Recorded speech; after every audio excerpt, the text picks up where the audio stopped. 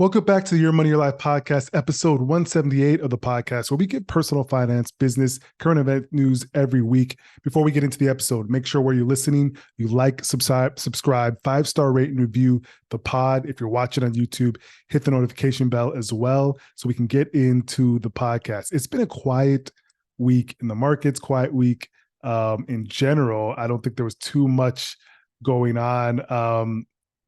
This week, it's about flat. If you look at the market over the past week, it's about flat. Nothing crazy as far as data, nothing crazy as far as earnings. Earnings are coming up in a few weeks. That'll be another tell for the market, and more data and more Fed speak will come out later. So that's why you're not seeing too much movement in the market. You're seeing still the same leaders of this year being mega cap tech, technology, growth, doing really well, almost 30% year to date. And the value, the value blue chips doing okay, at least green, and the S&P, which heavily comprised of some of those mega cap, is also doing fairly well, up double-digit percent this year. And so that's the big, thing in the market that really this theme is still mulling over Fed Jerome Powell's latest comments about the tightening cycle. So tightening the market, tightening the economy, meaning increasing interest rates more after the pause we saw last month. And then potentially, that will potentially make some smaller regional banks lend a lot less, just because they'll need more capital on hand. So that's the big thing that's going on in the market this week. And much of it again is stuff that we kind of know, and it's been quiet so far this week. So that's the big theme. Let's jump into current events and what's going on currently. I've been using this New York Times subscription that I have, so I'm going to keep on using it, and there's some good articles in there. Some stuff, interesting stuff. I think the first one I saw that was interesting was Costco is doing the same thing that Netflix has been doing, which is cracking down on membership sharing. I don't know any of you out there who have Costco wholesale memberships. Their model relies on, subscriptions, a membership system. They have strict monitoring and entrances and exits. I remember many years ago, when I was a teenager, went there with my mom to Costco. They're like checking your receipt as you leave. It's like the whole thing. But I guess there was a well-known hack for relatives and friends, for sharing memberships without paying the annual fee. It was a self-checkout line. Some users found that they could borrow a member's card or a member's QR code from the app and avoid the identification requirements of the regular checkout lines because they were using a self-checkout line.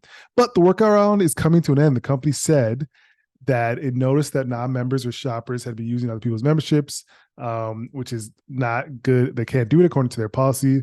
So now they're going to ask to see their membership card with their photo at a self-service checkout registries. They have to have a photo. They'll ask for ID if they don't have a photo. So yeah, they're cracking down. Similar thing to what Netflix was doing with password sharing. They're cracking down. A lot of companies are trying to juice out that extra revenue in this time. So they're looking for ways to do that. And that makes sense. And Costco is finding a way to do that. Game shows.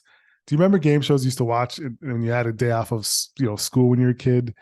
These things are still thriving. People are still watching game shows. And there was actually a change of host. I guess Ryan Seacrest is now going to be hosting Wheel of Fortune.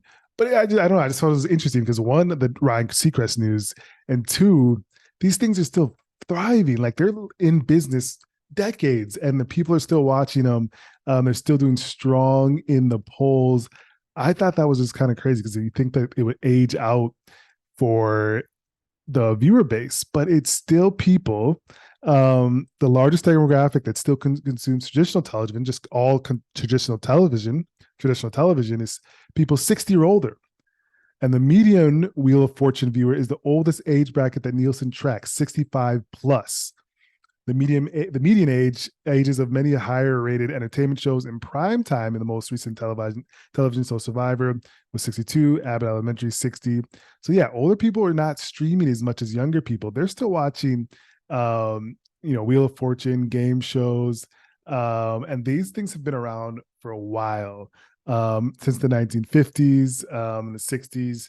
So it's just interesting to see that boom still happening and a changing the guard as Ryan Seacrest is now going to be hosting Wheel of Fortune. The dude's a killer, done so many amazing things for his career. So interesting news. I thought it was interesting. Might just be that it's a slow, quiet week.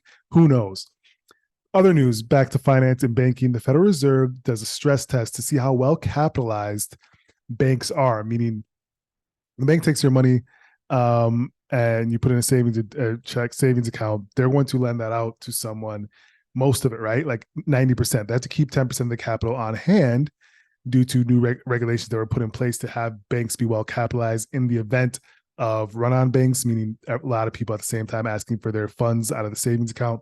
So they do stress tests, which was a regulatory test that was put into place after the 2008 financial crisis, that wanted to see could banks wanted to reveal if banks can withstand a 40% drop in commercial real estate prices, in all different scenarios. So these largest banks, the 23 largest big banks, face these stress tests. They also look at if there's a severe economic recession, 10% unemployment, and large drop in home prices, since they particularly lend a lot to homeowners. So, long story short, the test actually came back decent for a lot of the big banks. They look to be well capitalized, and able to withstand these different scenarios that could potentially come about in the economy, in the markets, in different areas of the markets. The one thing that is, of note here, these are the largest banks, and they're supposed to be well capitalized. They're pretty much integral to our financial system. But some of the smaller and regional banks aren't as well capitalized and have those interest rate risks we've seen, as the Fed keeps increasing rates. Some of them have struggled and succumbed under that rate risk pressure. So interestingly enough, it's a good test. I don't know how often they do the stress test, to be honest, but it's seemed to be well taken well by investors after this most recent stress test. Travel. There's been some travel talk. I don't know where people are going this summer. Let me know where those destinations are for you. But there's severe storms ripping across, and even in New York here, the last week, there's pretty much been rain almost every day. I think this is the first day in the last week that we're not getting rain.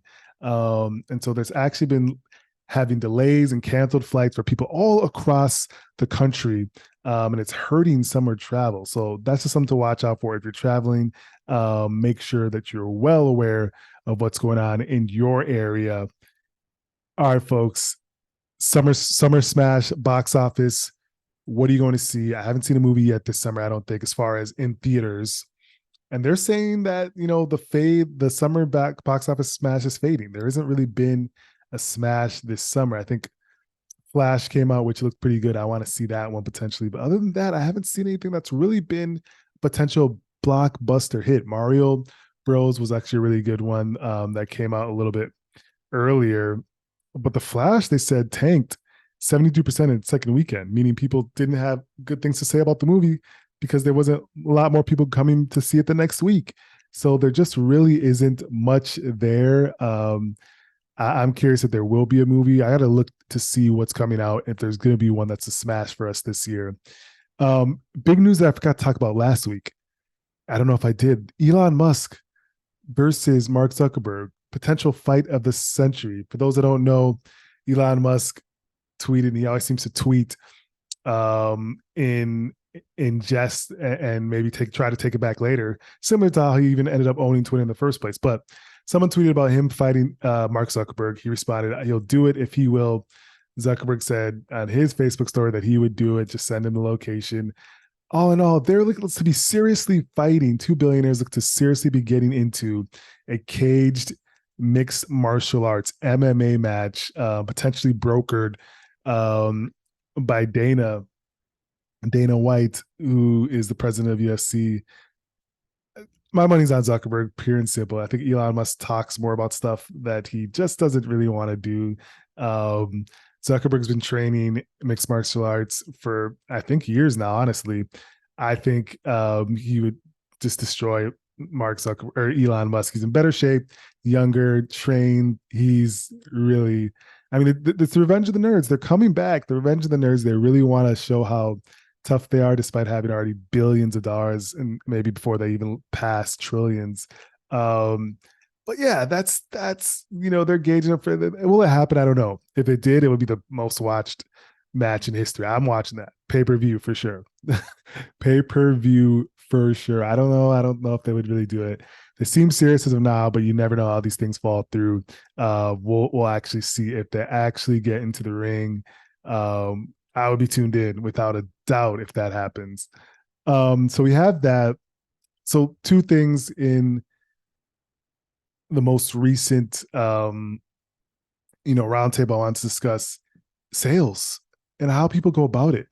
I think there could be more of a educational way for us to learn from each other, pick things up from each other, share things with each other. And I've done well in that area. And I think for me, I've kind of done a mix of really finding people that one you can solve a problem with, and they have.